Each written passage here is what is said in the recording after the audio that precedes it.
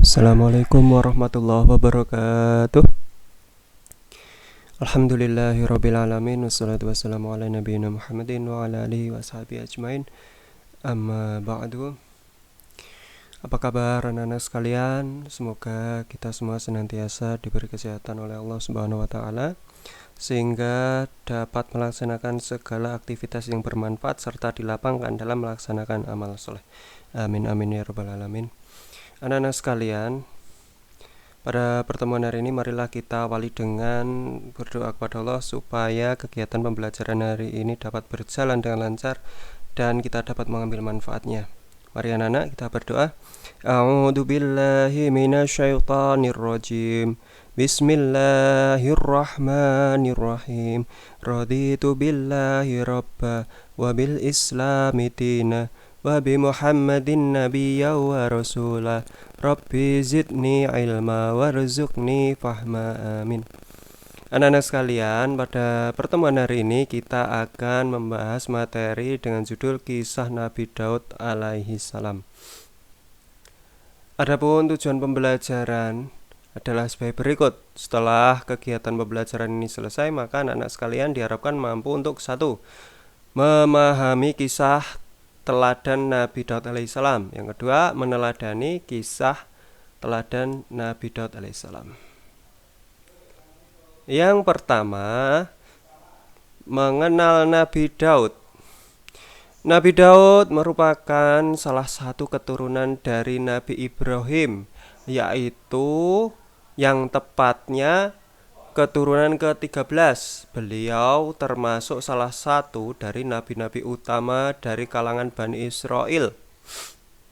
Nabi Daud adalah salah seorang bala tentara milik Raja Tolut yang membantunya memenangkan peperangan atas Raja Jalut yang zalim. Nabi Daud berhasil membunuh Raja Jalut dengan lemparan batu menggunakan ketapel yang kemudian mengenai mata dari Raja Jalut, kemudian Raja Jalut meninggal. Nabi Daud diangkat menjadi raja tak lama setelah Raja Tolut meninggal dunia. Raja Tolut mewariskan kekuasaannya kepada Nabi Daud sebagai bentuk terima kasih karena membantunya mengalahkan Raja Jalut yang zalim itu. Allah mengangkat Nabi Daud sebagai rasul dengan memberinya kitab Zabur. Selain itu, Nabi Daud dikenal sebagai raja yang alim sekaligus soleh. Nabi Daud adalah nabi yang gemar berpuasa. Syariat puasa yang menjadi kebiasaan Nabi Daud adalah masih berlaku hingga sekarang ini. Kebiasaan puasa Nabi Daud yaitu sehari puasa, sehari tidak, atau sehari berbuka. Puasa ini hukumnya sunnah bagi kita umat Nabi Muhammad Shallallahu Alaihi Wasallam. Jadi puasa yang biasa diamalkan Nabi Daud disebut puasa Daud, yakni sehari puasa, sehari berbuka. Adapun mukjizat Nabi Daud yang pertama, ketika Nabi Daud membaca Zabur, gunung serta burung berkumpul ikut serta bertasbih karena ia memiliki suara yang sangat merdu. Kedua, memiliki kemampuan untuk melunakkan besi hanya dengan tangannya tanpa harus menempa dengan api. Kemudian dibuat menjadi baju zirah. Baju zirah itu adalah baju besi untuk berperang supaya tidak terkena anak panah dan terkena senjata tajam yang dapat mematikan.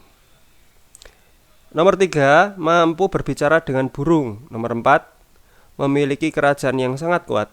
Dan nomor 5, dikaruniai ilmu pengetahuan dan kepandaian untuk menghakimi suatu perkara secara bijaksana.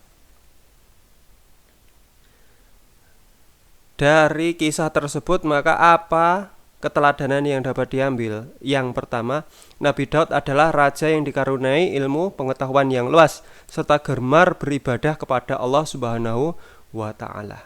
Salah satunya adalah rajin berpuasa. Cara berpuasa Nabi Daud adalah sehari berpuasa, sehari berbuka. Nabi Daud memiliki keberanian yang luar biasa. Nabi Daud rajin bertasbih kepada Allah dengan suara merdu. Nabi Daud merupakan raja yang rajin sholat malam.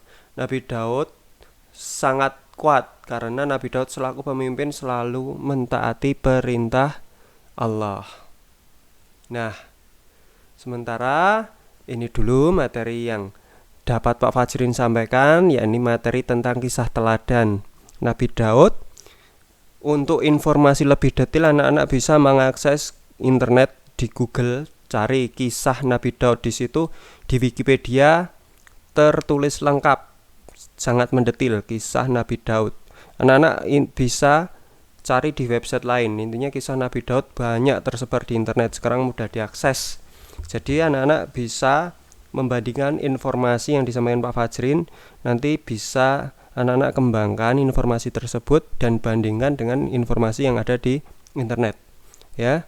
Jadi supaya anak-anak wawasannya menjadi semakin luas. Baiklah anak-anak, ini dulu yang dapat Pak Fajrin sampaikan. Apabila ada kekurangan, Pak Fajrin mohon dimaafkan yang sebesar-besarnya. Billahi taufik wal hidayah. Assalamualaikum warahmatullahi wabarakatuh.